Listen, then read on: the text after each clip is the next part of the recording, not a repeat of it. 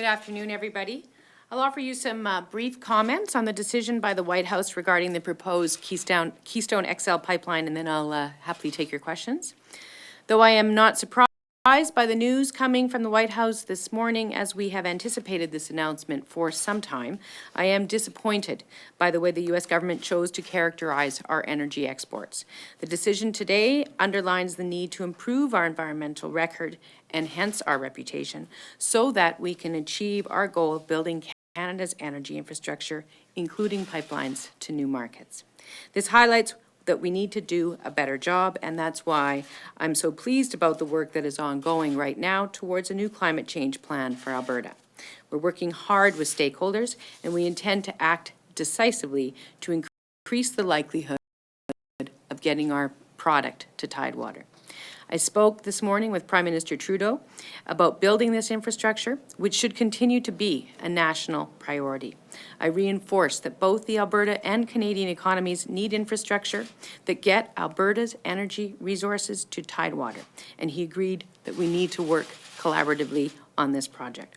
Canada can be and is a global source of environmentally responsible energy, but it can be more so through better environmental policies, and Alberta will act to help make that happen in partnership with Canada's new federal government. And then we hope that future energy infrastructure projects will be debated on their own economic merits. Canada currently exports over 3 million barrels a day to the U.S., and those exports will continue. Our trading relationship with the United States is of fundamental importance to Alberta, and we will work to build on it. Alberta's energy industry is important to families here and across the country, and I will work hard every day to support its sustainability. So I'm happy to take questions. You mentioned the problem with how they describe their oil. Did I hear you correctly? I think that it was not necessary to be quite so critical in the way they described our energy product, but it also underlines the fact that we need to do a better job in terms of the work we do here in Alberta on climate change and the work that we do with industry to bring the greenhouse gas emissions into a more reasonable level. You're referring then to Obama called it shipping dirtier oil, and Kerry called it one of the dirtiest sources of fuel on the planet. So you have a problem with that? I think that we don't really need to be calling, the fact of the matter is that the U.S. relies on our oil. They currently import already over 300 million barrels a day. And so I don't think that that's a particularly logical explanation for why they would have reached this position. But it does highlight the fact that we need to do a better job in terms of our climate change, and we need to work better with industry in terms of how we can reduce the emissions associated with the way in which our energy product is produced. And so that's why we are working exactly on that issue, and we anticipate in the future being in a position to be able to have conversations where pipeline infrastructure is discussed on its merits. One of the points being that I think has been highlighted by a number of people, that pipelines actually are low-emission ways to transport oil. Rail cars are not low-emission ways to transport oil. We need to be able to have careful, drama-free conversations about the economics of our energy infrastructure. And one of the ways we can help make that happen is for this government to do its part in ensuring that our commitment to combating climate change is real and is understood to be genuine and arises from a good, close working relationship with all the parties who have an interest in it. And so that's what we're doing. Sorry, just one last follow-up. So do you think if Canada and Alberta had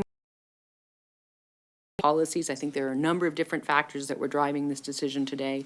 But I do think that one thing that would have made this decision better would have been ensuring that our record was a better one. Our record as a government and as a credible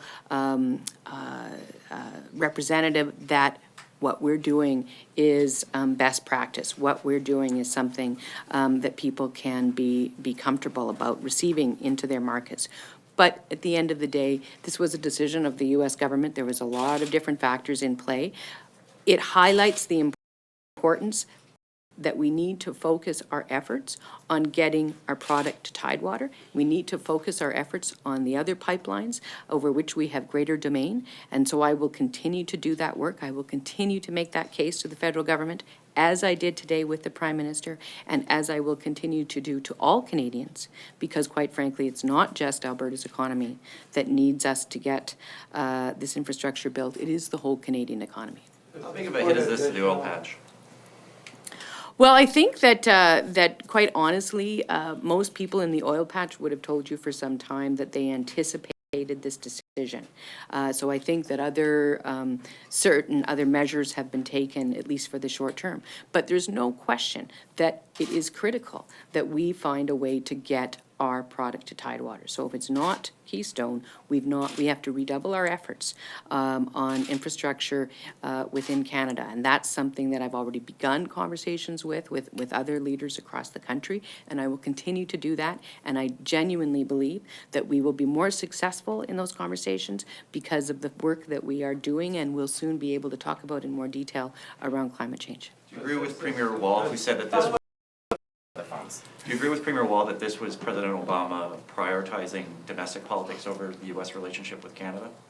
I think that I'm not really going to comment on the internal dynamics around why the U.S. made this decision. As I said, it wasn't a complete surprise. My focus now is focusing on those things over which we do have domain, which is more likely currently the pipelines that we're talking about in Canada. And we are going to work very hard to build and maintain our economic relationship with the U.S. We still have very strong economic and that's what I think. Darcy? Yeah, how much pressure does this put on you now to get Energy East or Kinder Morgan complex? Well, I think that, of course, but quite honestly, as I said before, this decision with respect to Keystone was one that most people expected to come. And that's why I've been focusing on those other pipelines for some time now, because in my view, they are the more realistic ones. They're also the ones that allow for more flexibility in terms of job creation here in Alberta. Today we had some very bad news about jobs in Alberta, and job creation here in Alberta is fundamentally important to our province. So we know that there's two paths to that. First of all, to support our energy industry just generally, we need to get a pipeline to Tidewater. Secondly, we need to do what we can to increase and enhance upgrading opportunities here in Alberta as those opportunities arise. We're going to go to the phone now. Operator, can you put through the first caller? Question from James Wood with Calgary Herald. Your line is open. Hi, Premier. I have a question on a different topic. Two questions, actually. I just wanted to ask you, there's party financial statements out from the campaign today. Your party raised $1.6 million, significantly better than you've ever done in the past. I guess, do you have any thoughts as to why there was this upsurge in donations this time around? Well, I haven't actually had a chance to review those numbers yet. Certainly, over the course of the campaign, we as the support built, we had a whole range of growing indications of support across Albertans, or across Alberta from Albertans. And one indication of that support, of course, was just a massive upswing in people donating to the party. People we'd never heard of before, so we'd never even asked for their money before. It just started coming in. So yeah, I think it was just part and parcel of a very major shift that occurred during the campaign, where suddenly Albertans decided that they would be supporting our party for government. I just wanted to, related on this, about 280,000 of the donations come from organized labor, which obviously you've changed the rules around that. I guess sort of a two-part question on that is, one, does this leave you sort of beholden to organized labor for these past contributions? And secondly, are you going to be able to function without having labor money moving forward? No, not at all. I mean, I think there's no question. We had a portion of our donations that came from labor. Other parties had portions of their donations. I think probably larger proportions of their donations that came from corporations. But I think in the long run, what we need to do is make sure that it's the choices of individuals that drive the success of political parties. And so we were fully aware that we would not have access to those resources going forward as a result of Bill 1 that we introduced last spring. And that's fine, because I think that ultimately will work out better for Alberta voters. Operator, please put through the next caller. Your next question comes from the line of Don Frey with the Calgary Herald. Your line is open. Do you think that the new political environment in Canada, particularly wall-to-wall Liberals from the Ontario-Manitoba border to almost the tip of Newfoundland, and with 5 out of 6 premiers down there being Liberals, with probably another one to come soon in Newfoundland, do you think there's this new dynamic when so many people of the same party might make energy easier to do? Well, it's a bit speculative at this point. I mean, we haven't even had an opportunity yet to meet as First Ministers. I've only just had my second conversation with the Prime Minister this morning since he's been elected. And so, I think there's a lot of different dynamics at play. It's not just partisanship. But certainly my hope is, as you know, I met with Premier Gallant last week, and we talked about working together. And obviously he has relationships, I suppose, through his political party with key players on this. But regardless, I plan to work very hard, regardless of partisanship, with key leaders across the country, because, and I just need to repeat this again, there is no question that it is not, we're not just talking about Alberta's economic future here with respect to the success of our energy industry. We are talking very much about the future opportunities for growth for the whole country. And so this is part of a critical piece. Did you have a follow-up, Don? Do you think that what's happened today with the rejection actually gives this energy project a big boost? Sorry, do I think that it gives what? I didn't quite hear you. Sorry, Don. Boost. A big boost. Energy east. I see.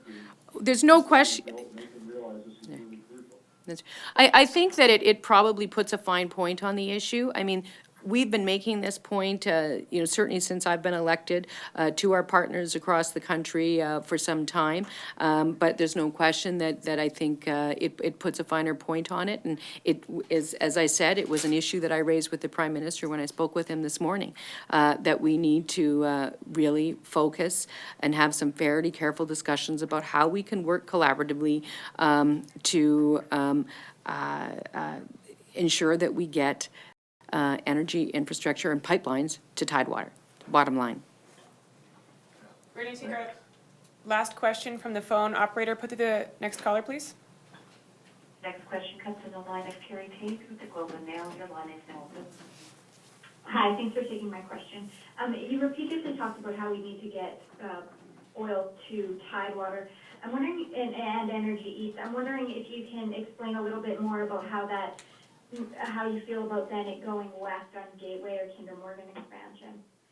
Well, as I've said before, my hope is that there's still opportunities successful, and obviously that getting a pipeline to Tidewater in the west is one that would allow for a massive opening up of markets, and that would benefit the industry, and it would also, I think, potentially enhance our upgrading opportunities. So I think it's very important, and as I've said, I've already talked about Energy East. It's about trying to work on the pipelines that are most likely to succeed, and so that's what we're going to do. Thanks, everyone. And how does that fit in? How does this all fit in then with Gateway? You spoke specifically about Kinder Morgan. I'm hoping now you can speak about Gateway. Well, I think, I mean, in principle, we want to get our product to Tidewater. We've talked before in the past. We'll see what happens with respect to the review process on Gateway. But my understanding is that there are more challenges there. And so we're going to focus on trying to get a pipeline built that is more likely to succeed. Thanks, everyone. Thank you. Sorry, Premier, are you happy that Keystone was killed? You're never really in favor of it. That's just a good day then. Well, I think really the problem is that, as I said, I was not happy with the rationale that was used by the U.S. government in their decision to do that. I don't think that helps the discussion. Our government is working very hard, as we've discussed before, on a climate change plan that we hope to be able to take significant portions of to Paris, and I think that they will be meaningful. And I would like for our province and our industry to get credit for the work that we're doing right now. And so that part of it's not helpful. But as I say, we are still going to move that we have, and we're going to work very hard in terms of focusing on other infrastructure opportunities across the country. Premier, can you just touch on the job losses? Just, you talked about how Alberta was hit in these job losses. What are you doing to try and reverse that trend? Well, as I've said, we've talked a lot about that throughout our budget. We did have a piece in our budget that was very much focused on a number of different mechanisms to improve the job situation, notwithstanding that our economy is taking a very significant hit as a result of external forces over which we have no control. So we've talked about an economic diversification plan. We've created a new ministry.